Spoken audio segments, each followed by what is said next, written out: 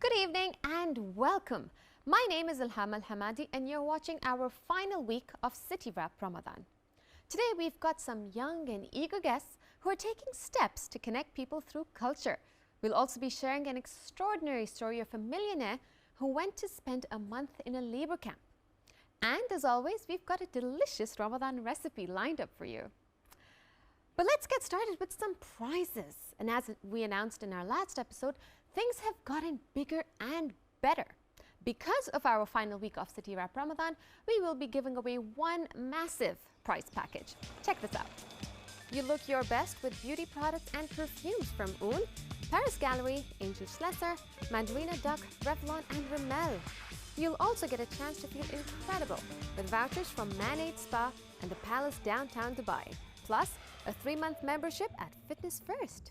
You'll dine at Savelle's and pick up a gourmet platter of dates from Batil. A link will lend you a helping hand with personalized service. There'll be gifts as well with vouchers for Katakit, high-end fashion for kids. All this plus one incredible grand prize, a one-night stay at the Address Hotel, Dubai Mall. If you'd like to take part in our final competition, stay tuned to find out how. Now it's time to sit back and be inspired by a man who chose to leave his apartment at Burj Khalifa to live amongst laborers in camps for an entire month. And this is why he did it. Been in Dubai for 3 years, a successful businessman in your own right, living with your loving family in this iconic building, the Burj Khalifa. Before we find out a little more about your experiences on the street, just give us a sort of potted history, if you can, of how you got to where you are today. I run about 24 companies online. I'm an entrepreneur, motivational speaker, and my latest venture is Directly.me, which has almost 2.5 million members, and we're about to launch it soon. And you know, God has given me pretty much everything. So I found it fair enough for me to go and give back, or try to give back. Why the decision to spend over 30 days fundamentally on the streets of Dubai? For you to feel what others are feeling, you can't just imagine what they're feeling. You should be able to do what they do. So I decided to go out there and make a difference, where I wanted to start with nothing, which the lowest job I can think of was collecting scrap, washing cars, or working in phone shops, or having different jobs, and then bouncing back to the life that I have now. And I wanted to see if that was possible in a month. I'm a life coach, so when I tell people this is possible, that's possible, I want to be able to show an example. And to tell you the truth, it was not an easy example. When I thought about it, I looked at it from many different angles, and it made sense. And just like we make business plans and we're like, okay, this is it, the business is going to be successful. But once you start doing the business, that's when you realize, wow, this is, okay, it's not how I imagined it. But here, obviously, when I got out there and I started working, and the heat and the long days of hard labor, really wakes you up. And in terms of the challenge that you set yourself, were there certain moments, was there certain experience that sort of stand out for you during that time? Trying to find better jobs. It wasn't about, okay, it's hot and I'm trying to survive. It was always about trying to go further and further, like make a better living for myself. And I was lucky enough because I was alone doing it. And these guys have families, so they had a harder time than I did. I was able to leave a job and go to another one. These people can't do that. You know, they have one job, they stick to it for years. Everyone will have their own ideas as to what it would be like to live, work, eat and play with migrant labourers here in the UAE. Living conditions, what were they like? Did they shock you? No, it did not. Because when people have absolutely no funds, like no money at all, and they've been working all day, when you're tired, you'll see people sleeping on the street. You pass out anywhere. So forget whether you're staying in Burj Khalifa or you're staying on the footpath. When you worked all day, you'll fall asleep comfortably. You recorded the majority of your experiences whilst taking on these challenges, living, working, eating with your new friends and comrades, mobile phones, hidden cameras, GoPros, etc. What was the reaction from them when they found out that you were recording and filming this? Well, it's funny because when I first started, I tried to go with a proper camera, Yeah. and people wouldn't even look at me because they're afraid. What is all this about? Are we in trouble? So they would not give me an interview, and it wouldn't be a fair interview anyways because it's being filmed. So I decided to leave the cameras, and I started to take on interviews just like that. And once I would pass an interview, that's when I would tell them, listen, I don't need the job. I'm doing this as a documentary to show what others do and how they feel and what it's like to live their life. And 80% of people would get really mad. But there was a lot of people that said, you know what, you're doing a very good thing, and we want the world to see. And they're like, you're more than welcome to film this. You've created a legacy, if you like, through the filming, through the awareness that you've raised for the life that so many people here live. What's the legacy for them, though? Will you continue to work for their rights and their betterment as people and individuals? I try to see at least a few of them every day. I'll go out and spend the evenings with them, see how they're doing, and try to motivate them to change their lives. And they have. You know, a lot of them now want to be actors and singers because they're now in a movie, and they want to design their own life because I help people design their lives. So they're always calling me, you know, what should I do here? What should I do there? So I feel great giving back because they gave me, now I get to give back. And it's a great feeling. It's an awesome feeling.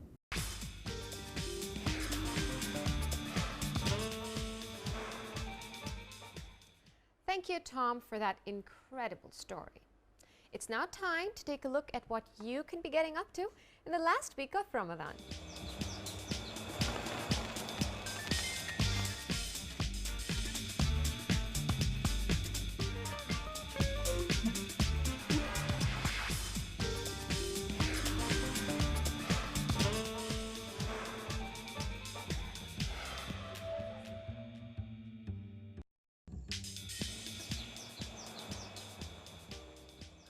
It's time for a break. We will be back to talk culture and how it's being celebrated creatively by the youth this Ramadan. See you in a bit.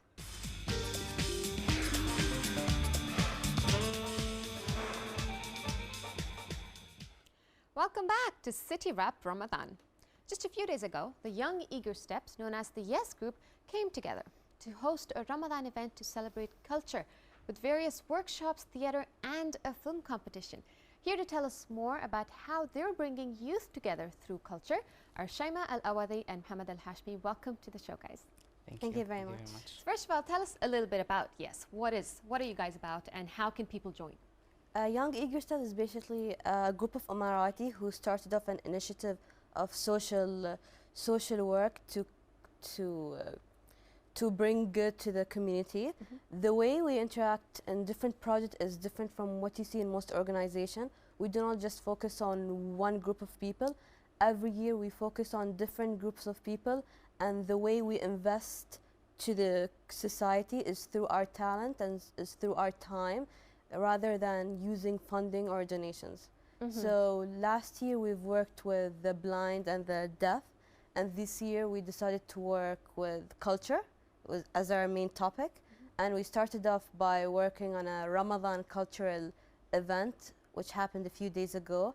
It took place at Fen Design, which is basically a warehouse which we converted it into an event spot. During the Ramadan event we hosted many activities, interactive stations. We started off by hosting a short film competition, a cultural competition, where we had people submit their short films beforehand. So we showcased 9 films. We announced the winners. We also had some very interactive areas, such as, for example, the Instagram printer. We had a station where people, whoever posts some pictures on Instagram with the hashtag #YesRamadan, we print them out and either give it to them or create a photo montage out of it. We had a lot of different workshops. Mohammed, tell me, how did people react to it? How was the event? How successful was it? Well, the reason we made the event is so that we would introduce people to the different types of culture. We introduced them to calligraphy, which is the art of Arabic writing. After that, we had the traditional making of the mandous. We had pottery making, pottery designing. Basically, we just people interacted in these workshops to learn more about culture, and we were focused on culture in general and specifically the Arabic language. How did you guys go about deciding that this year we're going to focus on culture? Actually, we wanted to focus on culture last year, but we didn't know a lot about it. All so right. while working with the deaf and blind, at the same time we were doing some research, we were looking into culture, and we tried to integrate it with humanity and community service. Now, you guys mentioned the film competition. Why did you guys choose to incorporate a film competition at this time of the year? And who won? Who won? At this time of the year, we wanted a lot of people to explore different aspects of their vision, because since it was focused on culture activities, we had different categories in culture. So it can be an inspiration from a poem, inspiration from a book, or from a saying. So we wanted more audience to participate and take part in this event to showcase their talents. Since we said before, we wanted a lot of people to invest in their talents and that. Guys, thank you so much for being with us on the show. And it's so inspiring, the work you guys do. Thank you very Thank much. you so Thank much. you very much. All right, it's time to officially launch our final competition, which will last all week and conclude with one grand prize package. Before we share our question of the week, here's a preview of what's for grabs. You look your best with beauty products and perfumes from Oon, Paris Gallery, Angel Schlesser, Mandarina Duck, Revlon and Rimmel. You'll also get a chance to feel incredible with vouchers from Maneaid Spa and the Palace downtown Dubai, plus a 3-month membership at Fitness First. You'll dine at Savelle's and pick up a gourmet platter of dates from Batil. A link will lend you a helping hand with personalized service. There'll be gifts as well with vouchers for Katakit, high-end fashion for kids. All this plus one incredible grand prize, a one-night stay at the Address Hotel Dubai Mall. Now for your chance to take part in this week's competition, check out facebook.com/CityWrap to answer our question of the week. How many Muslims are there around the world? A, 900 million, B, 3 billion, or C, 1.6 billion? Good luck. Make sure you check back in with us on Facebook after the Eid holidays to find out if you're the winner. We're off to another quick break, but we'll be back before you know it with media personality and chef Paul Frangier, ready to cook up some magic in the kitchen.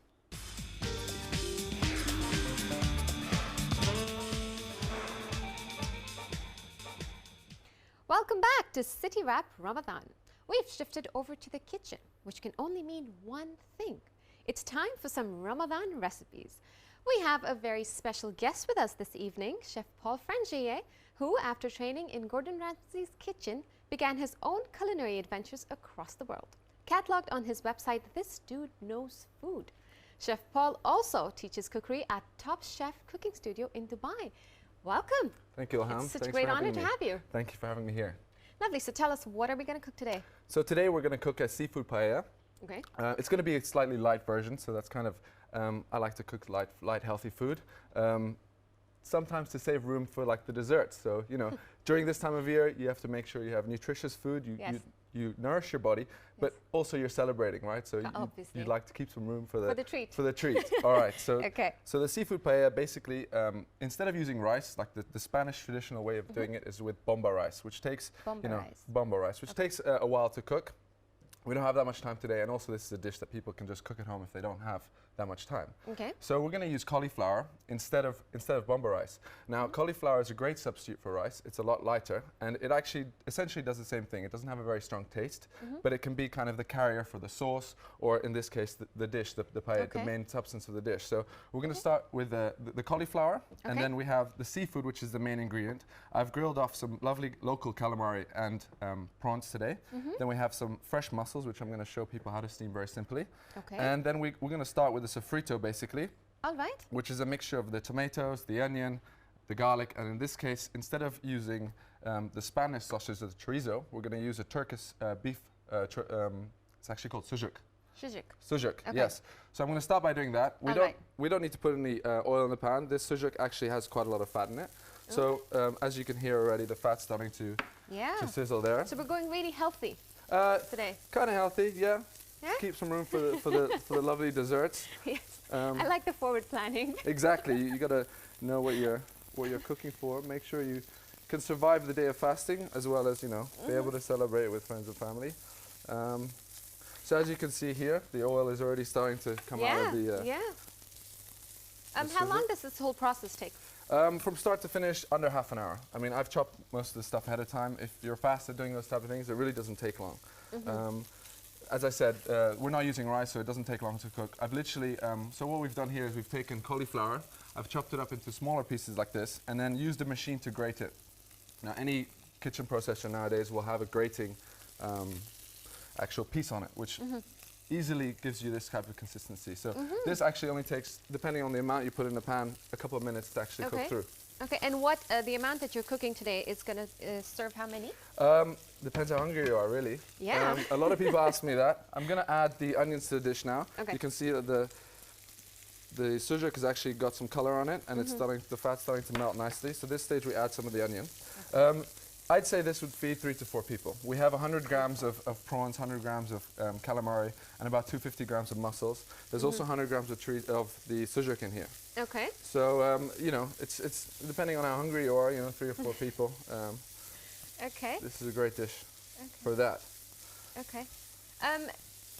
You have been training at Gordon Ramsay's kitchen. I trained there for a short amount of time after I finished culinary school, yes. Okay. I wanted to see what it was like, working with the top in the industry. It was really intense, but great fun, and I really enjoyed, If I ask you, what's that one thing you walked away with at the end of your training, what would that be? At the end of my training, I walked away with a deeper respect for ingredients. At 3 Michelin-star restaurants, the chefs just treat ingredients in a completely different way. And I'll give you one example. I had to chop herbs, and I was actually allowed to plate up some of the dishes, the starter dishes, the amuse-bouche and stuff like that. Okay. I held the box of herbs in my hand, and I got told off by a chef because the heat from my hand was damaging the herbs. And I had to hold the box differently. I know. I mean, things like that you wouldn't really think about. Yeah. But I mean, the attention to detail is insane. They're really dedicated. So, yeah. And are these the kind of lessons you teach at the Top Chef? It goes a bit far. Well, at Top Chef Cooking Studio, I really try and inspire people to cook delicious food at home using simple, fresh ingredients. So that's exactly what we have today. A lot of people don't have much time nowadays, so they're strapped for time. They need to cook something delicious. We're stressed for time too. Got 4 minutes. 4 minutes left. Yes. Okay, here we go. All right. So the next stage here is we put the tomatoes in, basically, and we cook this down. Okay. This actually takes about 15 minutes. All right. So what I've done is I've actually prepared the next stage. So I'm going to do a little chef trick. Okay. Magic. Magic, just like There that. you go. Okay. When you pull it out, it actually looks something like this. So, as you can see, just lost a lot of its color. Yeah, the colors have kind of melded together, and the tomatoes is broken down. Okay. So what happens here is that we add the saffron, which I've steeped in some water. Saffron is such a lovely, spice that's used widely in this part of the world. So we do that, and we mix the saffron in just to give it the bulk of its flavor. Okay. We'll put the heat up a little bit, just quickly. And then after this stage, once the kind of, you can start smelling it now, right? It's really delicious. All the aromas of the onion, the garlic, the saffron. And the sausage. The suja, yeah, exactly. So what we're doing here is just trying to evaporate that last remaining amount of liquid. Okay. And we're going to take the cauliflower and put that in. Now the amount you'd like to put in really depends on you, how much rice you'd like to have compared to the meat or the fish is up to you. So I'm just going to put a little bit in, I'd say about half a head of cauliflower, grated. And at this stage, we're actually cooking the cauliflower. So the cauliflower has quite a lot of moisture in it. It will steam itself. So we don't have to. And how long does it normally take to cook? I'd say a couple of minutes, 2 minutes, something like that. So hopefully we'll be on time and we're going to get some delicious. We have 2 minutes left. All right, perfect. So that's great. As you can see here, the cauliflower is starting to take up the color of the saffron. Yellow. Yes, exactly. So that's what we'd like to do. I'm just going to pump the heat a little bit more. Yeah. That's the way. Okay. So the cauliflower is going to cook. It's going to absorb the lovely, delicious flavors of the sofrito, which the sujuk, the onion, the garlic, the saffron, and then we're going to add the delicious seafood. So what I'm going to do now quickly is just show people how to steam mussels very simply. Okay. You get a very hot pan. Try and get it. blazing. How do you pick mussels? Okay, so these mussels are fresh. They come in a vacuum-packed 1 kilo bag. You have to make sure they're all pretty much Keep cooking, chef. 1 closed. minute and talking. All right, here we go. We're putting the mussels So we in. threw that. We put this in the. We put the mussels in. Yeah. They're going to steam. This goes like Okay. that. At the last stage, we want to add we want to lift the dish, so we add a bit of lemon juice. So I've grated some lemon juice. You can see the steam coming off the cauliflower. Grated the lemon juice. Add that to the dish, just a kind of like a tablespoon. And then we put in some parsley for color. So that actually gives it a lot of pop. It's really delicious. We'll save some for garnish. Okay. So now what we do at this stage, the cauliflower is cooked. We want Okay. to put the cooked seafood, the grilled prawns, in there. All right.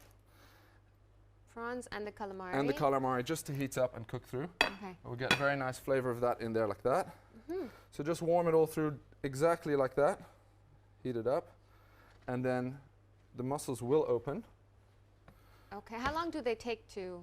When the Steam pan's a up bit and hotter, you can see now it's starting to steam. Oh. It literally takes under a minute. So Under a minute. yes, so Okay. the mussels are going now. I'm just going to add a pinch more of that. You can see now the lovely flavors of the prawns, the calamari have all melted in, bright yellow color. Yes, and You the can smell the delicious aroma. Very I'm nice. just going to get the plate 30 out. seconds. Awesome, great. I'm going to get the plate out and show people my way, just simple way of plating. It's quite simple to cook as well, to prepare. I mean, it was Exactly, it's a very easy dish to prepare. very easy. Now, you Any said, tips for plating? You said you go simple. here we go, this is steaming up quite nicely. Tips for plating. They like to say in the culinary world, use odd numbers. So 1, 3, 5, those type of things. So here I'm going to use one big portion of this in the middle, the paella right in the middle, just like that. And then I'm going to put 3 mussels on top. They've opened up lovely just like that. And the natural seawater in the mussels has actually cooked it. Yeah. So we got 3 lovely mussels just like that. And I'll just Lovely. correct the dish a little bit. There we go. We're very healthy, very colorful. Colorful, light, and then a nice sprinkle of parsley to finish it off. Lovely. There we go. It was great. Thank you so much for being with us. It was a true honor. Thank you very much for having me, and enjoy the dish at home, I'd say. Lovely. We Thank sure you. will. Thank you. All right. That's all we have time for on our today's show. But we will be back tomorrow to help you plan your Eid getaway. Plus, if you're looking to educate your kids on Islam while entertaining them through games and books, we've got the tools for you. Have a wonderful iftar. See you tomorrow, same time, same place.